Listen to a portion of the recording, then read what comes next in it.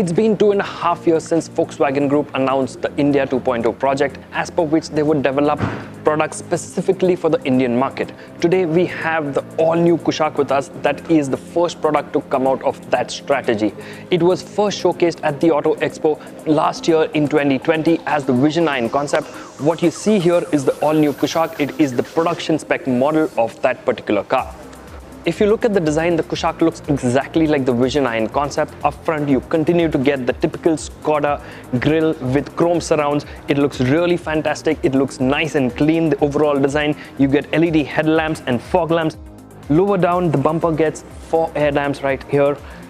When you move along to the side, it gets a nice clean look. You get sharp creases around the door handles. It comes with 2 options for alloy wheels, 16 and 17 inch. This one here is sitting on 17 inch alloy wheels. Moving along to the back, you get LED tail lamps, which are sharp looking. You get these L-shaped LED tail lamps with slight chrome accents right at the bottom of the tailgate. As far as the boot space is concerned, it gets a 385 litre boot, which isn't the best in class, but it is quite deep and it looks like it can accommodate quite some luggage. As far as dimensions go, the Kushaq isn't a very large car. It measures a tad bit over 4.2 meters in length, which is noticeably smaller than other cars like the Hyundai Creta, Kia Seltos, as well as the Renault Duster. And that is down to the fact that it has shorter overhangs. In terms of width and height, it is a bit smaller as well. Interestingly, at 2651 mm, the wheelbase is quite large, larger than the Creta and the Seltos, but a little over 20 mm shorter than the Renault Duster. Now let's step into the cabin and check out the insides. On the inside, the Kushaq gets a really nice looking and well appointed cabin. It is unlike a lot of traditional cars that have a single layered dashboard. This one gets multiple layers and that looks quite attractive in my opinion. At the top you get these textured plastic, but if you move along the bottom you get some gloss black bits, some chrome accents, and there's this textured part on the dashboard that really makes it look sporty. You also get some wider gloss black bits on the face of the dash as well.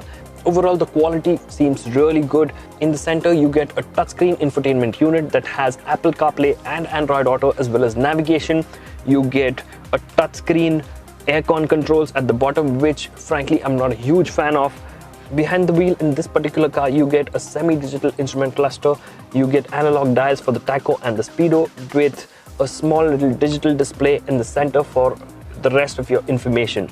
The steering wheel is the same one that we've already seen on the 2021 Superb that was launched earlier in this year. Apart from that, the seat feel quite comfortable so far. It gets height adjustment as well. You get decent enough under-thigh support as well. Skoda will only bring the Kushaq in 3 variants to start with: Active, Ambition and Style. The base Active variant comes fitted with a 7-inch touchscreen infotainment unit, while the higher spec Ambition and Style variants get a larger 10-inch screen. The exterior bezel, however, is the same for both units. The Kushaq also gets connected tech with features like geofencing, live car tracking and more. Interestingly, the Kushaq only comes with a semi-digital instrument cluster with analog dials and a digital MID system.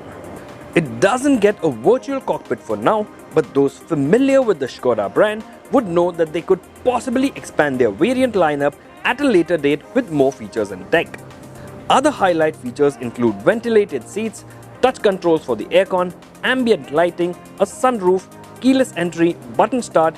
Now let's step into the back seat and check out how it's like in there.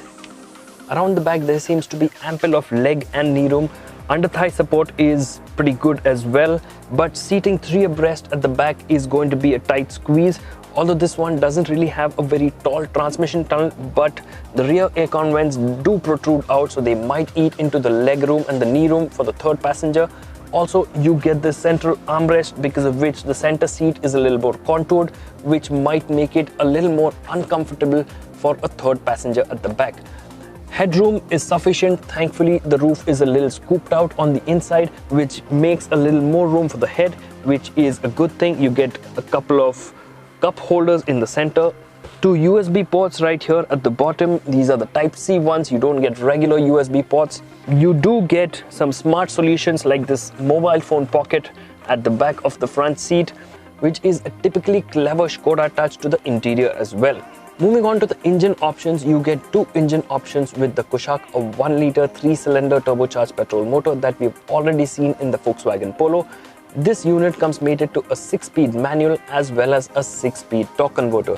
High-spec variants of the Kushaq will come with a 1.5-liter turbocharged petrol motor that we have seen in the Karoq, and this unit comes mated to a 6-speed manual as well as a 7-speed DSG. As far as power and torque figures go, the 1-liter TSI makes about 114 bhp and 175 Nm, while the 1.5-liter turbo petrol makes about 148 bhp and 250 Nm. The Kushaq will be launched in India later this year in June, expected to be priced around the 9 to 15 lakh range. With that in mind, it will compete against the likes of the Kia Seltos, Hyundai Creta, Nissan Kicks, Renault Duster and more. If you want to know more about the Kushaq, log on to autox.com. We have driven the prototype of this vehicle and the review is up online. We also have it on YouTube. You can log on to our YouTube channel as well, and make sure you hit the subscribe button and hit the bell icon to be notified about all our future reviews.